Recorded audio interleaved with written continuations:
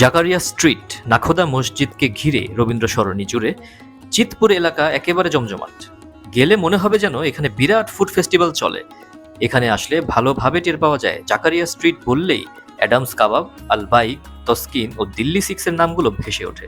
তবে এরকম অনেকেই আছেন দুর্দান্ত কাবাব থেকে শুরু করে হালিম হয়ে নানা স্বাদের ব্রেড ও ডেজার্টের জন্য জাকারিয়াতে আসতেই হবে আপনাকে।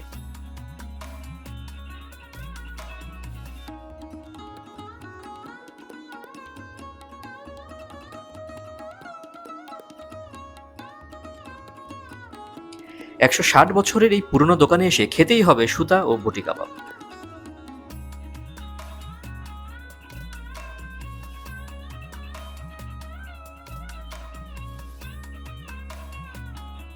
সুতা বা সুতলি কাবাব কিন্তু অ্যাডামসের সিগনেচার ডিশ।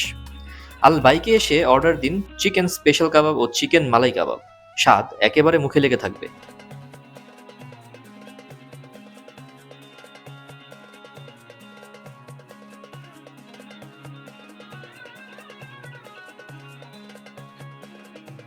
আমরা এখানে খেয়েছিলাম ম্যাঙ্গো জুসগুলো খুবই মজাদার ছিল। দিলশাদে এসে অর্ডার দিয়ে ফেলুন মালাই কাবাব ও দই কাবাব। অন্যরকম ভালো লাগাই পাবেন। হাতে তুলে নিন এক প্লেট আফগানি চিকেন।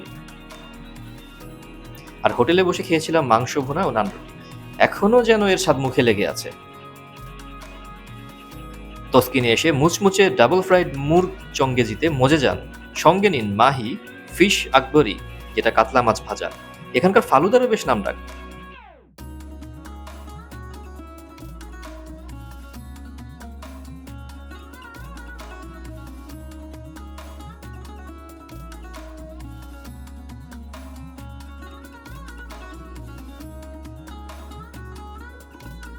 হালিম তো খেতেই হবে।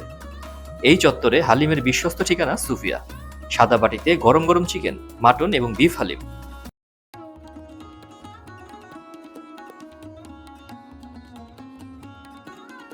মাওয়া লাড্ডু ও রমজান স্পেশাল রসমালাই ট্রাই করে দেখতে পারেন। তবে এখানকার কালো জাম কিন্তু মাস্ট ট্রাই, মিস করা যাবে না।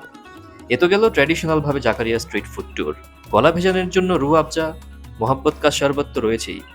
শিরমল বাখরখানির মতো বিভিন্ন ব্রেড, লাচ্ছা পরোটা, নান, নানা স্বাদের হালুয়া, শাহী টুকরা আরামসে রাস্তার ধারে কোনো এক দোকান থেকেই খেতে পারেন। তবে হ্যাঁ, এখানে এসে কিন্তু ওই হাইজিন, অয়েলি ফুড এই শব্দগুলো একেবারে মাথায় রাখলে চলবে না।